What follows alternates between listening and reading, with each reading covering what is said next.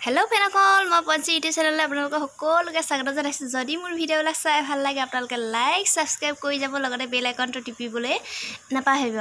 আপুনি বাৰু নিজৰ ক্ষেত্ৰত আপুনি লোকৰ কথা শুনি যিকোনো এটা কাম কৰে নেকি?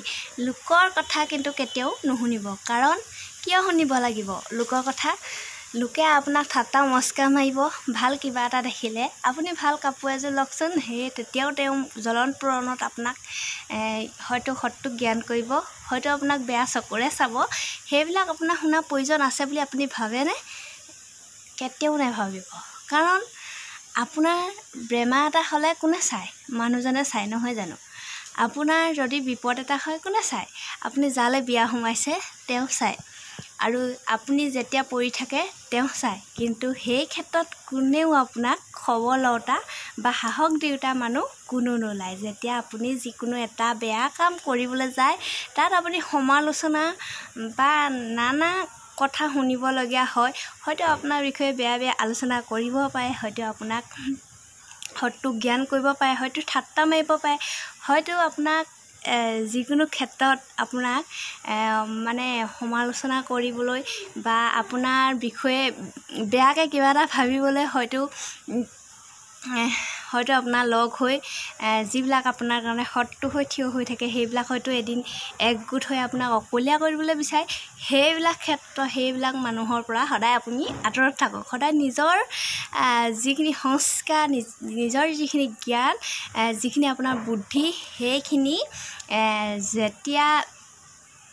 সেইখিনি আপুনি সদায় বজাই ৰাখক। কাৰণ আপোনাক কোনোবাই জ্ঞান কৰিছে, কৰিবলৈ দিয়ক। আপোনাক কোনোবাই দেখিব নোৱাৰিছে, নোৱাৰিবলৈ দিয়ক। কাৰণ আপোনাকতো কোনেও খুৱাই পিন্ধাই থকা নাই। আপোনাক কোনোবাই কথা এষাৰ শুনাবলৈ দিয়ক। তেওঁ মুখ আছে সেইবাবে কথাষাৰ ক'ব পাৰিছে। আপুনি ভাল কাম এটা কৰিছে সেইবাবে তেওঁ জ্বলন পুৰণত কথাষাৰ শুনাব পাৰিছে। আপুনি ভাল কাপোৰ এযোৰ আপোনাৰ স্বামীয়ে পিন্ধাব পাৰিছে, সেইকাৰণে তেওঁ জ্বলন পুৰণত আপোনাৰ কাৰণে তেওঁ মৰিছে। সেইবাবে আপোনাক হয়তো সৎটো জ্ঞান কৰিছে। যোনে যি কয় শুনিবলৈ দিয়ক। যাৰ যি মানসিকতা সেয়াই।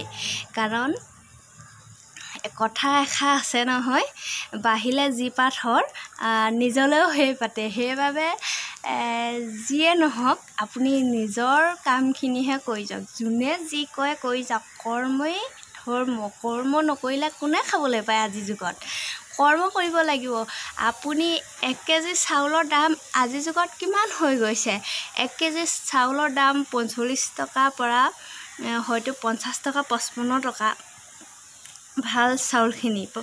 আৰু কণ্ট্ৰলৰ চাউল আনিবলৈ হ'লেও আপুনি ব্লেকৰ পৰা সেইখিনিও বহুত দাম হয়। সেয়া জানো আপোনাক আনে দিছে? নিজৰ ক্ষেত্ৰতে আপুনি নিজক তুলনা কৰক। আজি যদি আপোনাৰ স্বামীয়ে ঘটি নানে আপুনি খাবলৈ নাপায়, যদি স্বামীয়ে যদি কিবা এটা নিদিয়ে আপুনি বস্ত্ৰ এটা পিন্ধিবলৈ নাপায় বিলাসীতাকে, নহয় জানো?